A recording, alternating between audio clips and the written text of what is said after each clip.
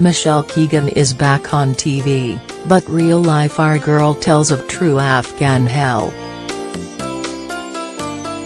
Michelle Keegan returns to our TV screens tonight in BBC One's Our Girl, following the dramatic events of life on the front line of a war zone. The hit drama will return to her character Georgie Lane battling it out for her country, saving lives, as well as her roller coaster relationship with hunky comrade Elvis, played by Luke Pasqualino. The program's return has been boosted with more episodes and a bumper budget that saw Michelle filming stunts all around the globe. One woman in praise of the show's portrayal of Army life is real-life our girl and Army medic Lindsay Weller, whose military career saw her posted all over the world. Hit drama, Army medic Lindsay Weller, L., and Michelle as Corporal Georgie Lane, R. Lindsay, 28, from Gloucester, who served in the Royal Army Medical Corps, explains, "To be a woman in the Army like Georgie, you have to be tough, but it's a great career as long as you know what you're expecting. Whilst the Army are pro-women, you are still working in a man's world.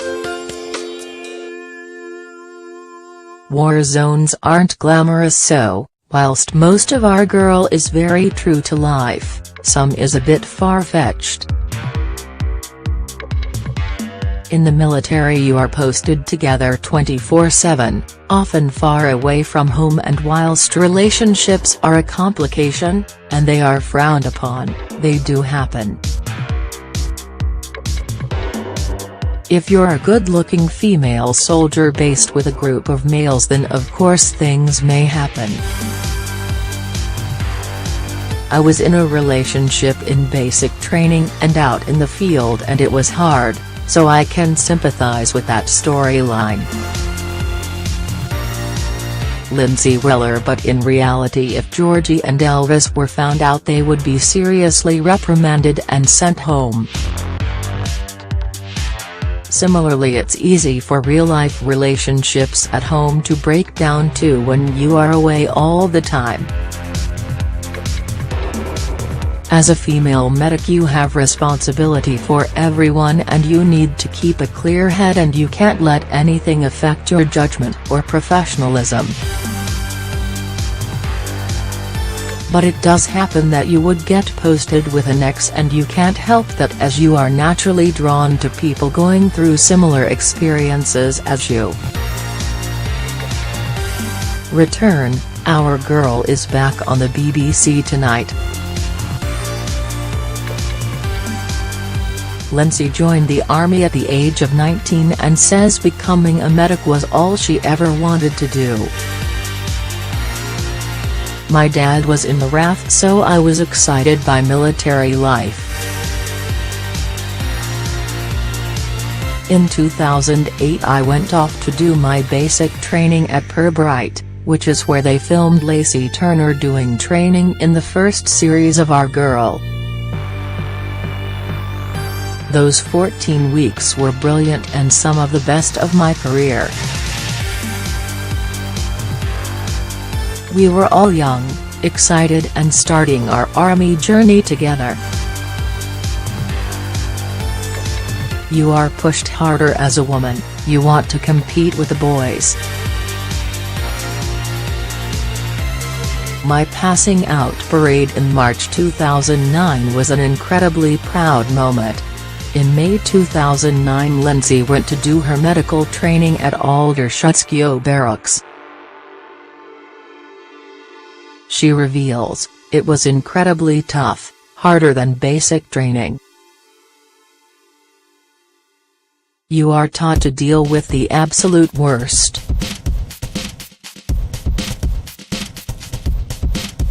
I was pushed to my limit in practical training, but you have to know everything. It was exhausting, but they were preparing us for life on the front line. After that I was posted to Catterick in North Yorkshire. I knew my regiment was about to be deployed to Afghanistan and, although I wasn't down to go, I pestered until I was allowed. She was still terrified to touch down in Afghanistan. I was scared, she says.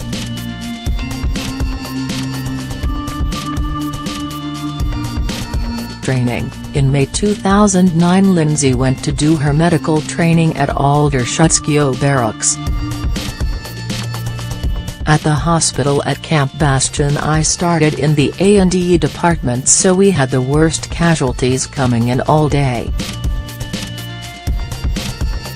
It was really surreal.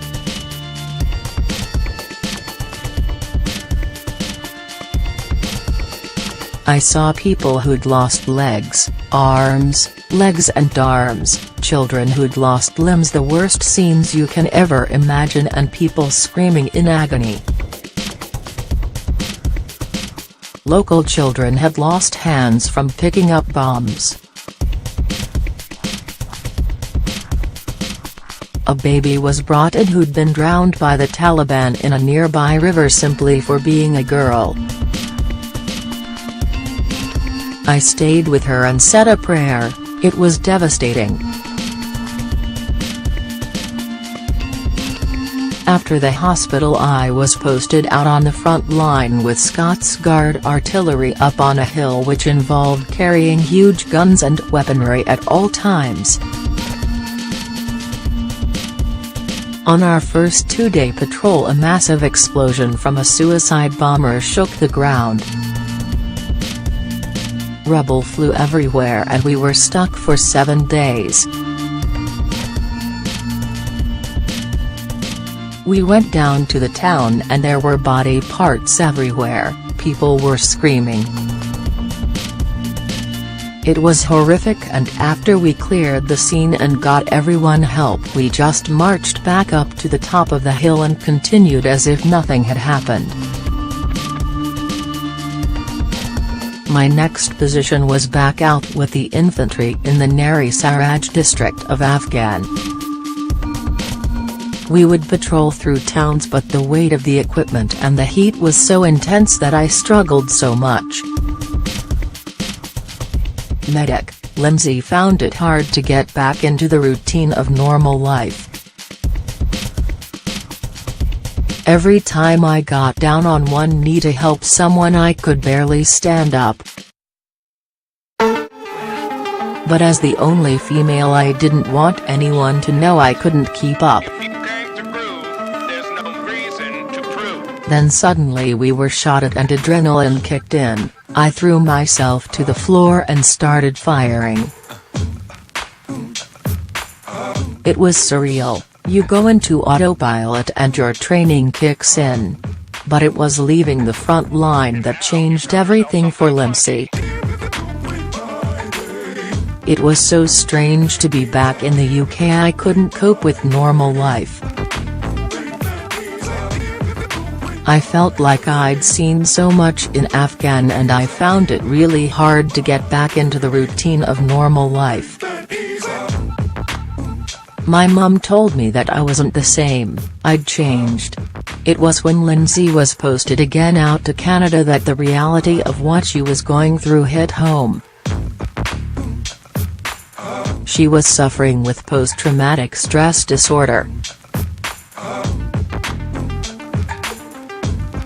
She said, "Suddenly I hated everything about army life and was having flashbacks of incidents I'd seen.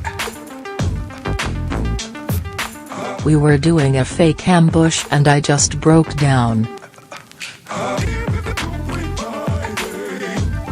I was sent home and left the army shortly after on medical discharge. Thankfully she managed to rebuild her life and is using her skills and training to become a paramedic. And this was only possible thanks to help from SAFA, the Armed Forces charity, which stepped in to give Lindsay the help she needed. Help. The SAFA Armed Forces charity stepped in to give Lindsay the help she needed. She added, "I saw that the East of England Paramedics Service was recruiting student paramedics and I was desperate to get on the course. They accepted with open arms but told me I needed a C1 driver's license for the ambulances, which I didn't have. To get one costs around £1,000 and I just didn't have that sort of money. But thankfully SAFA were amazing.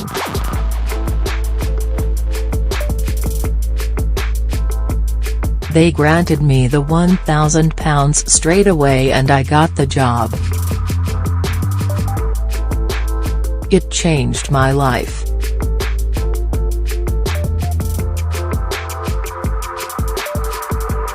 I'm now doing a job I love.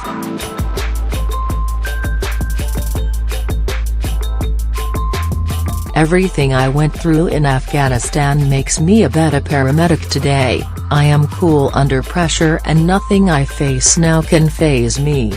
To help SAFA support more veterans, like Lindsay, visit safa.org.uk/give.